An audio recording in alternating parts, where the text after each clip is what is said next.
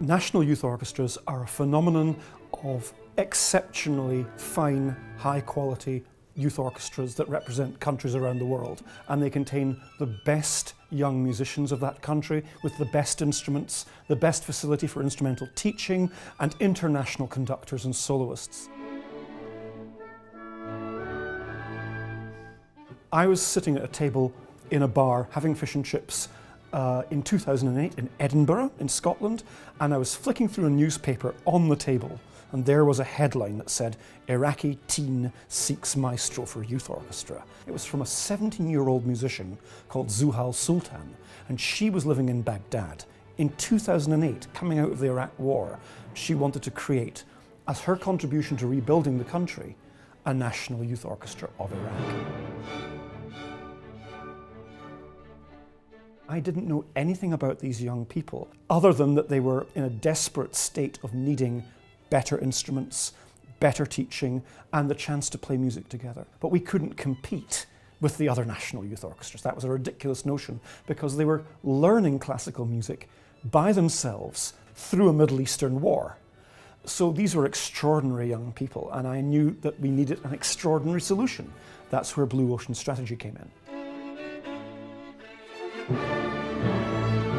I couldn't go to Iraq. Nobody had the money for that, never mind the security costs of jumping from town to town doing live auditions like any other national youth orchestra. So I auditioned by YouTube. So it was about taking very simple, free social media tools to discover who was out there in Iraq and who I could pull together to create a national youth orchestra.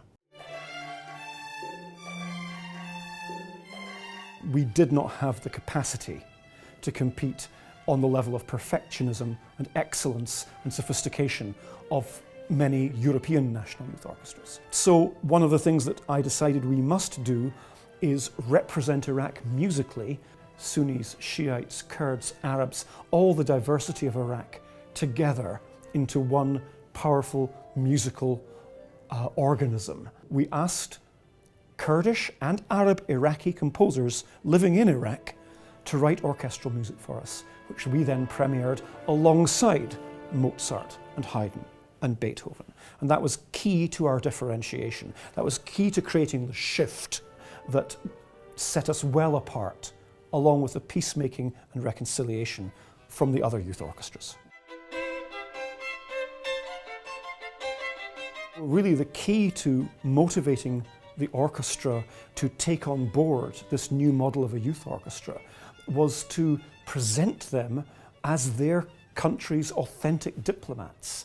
Their diversity, their passion for music making, and their musical heritage was all packed into their concerts and their communication across cultures.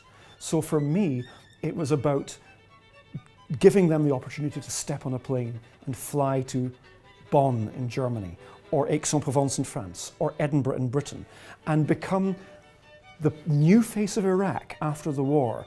Not terrorism, not war, not corruption, but young, highly talented young people with a tremendous diversity of culture. That's why they were very much owners of the strategy. We were called the bravest orchestra in the world by Sky TV, and we did actually live up to that. Myself and my tutor team, who flew into Iraq, would be there for a couple of weeks. But the real courage was actually the young Iraqis who came together from different towns and then went back home to the daily terrorism, to the increasing religious oppression. So they were facing daily challenges, and that in itself was an act of huge courage. But then to leave Iraq and become internationally spotlit as, international Iraqi diplomats, that was really putting their necks on the line.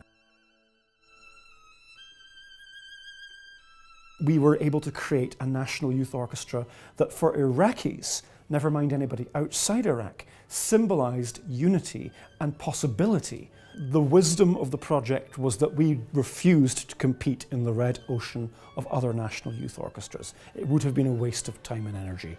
What we did instead, and this was really owned by the young people in the orchestra, is we created a blue ocean to do with reconciliation and peace building and communication in a country that had none of these things. We may not have been able to compete against other national youth orchestras, but it was never our intention to. What we did was build a reputation as the bravest orchestra in the world. And together, the collective force of all these young souls who'd been through a war and who were using music to save themselves, created an orchestra that may not have been the perfect, glossy product of Europe and America, but was the most intensely exciting and energetic and powerful musical experience that I think I've come across.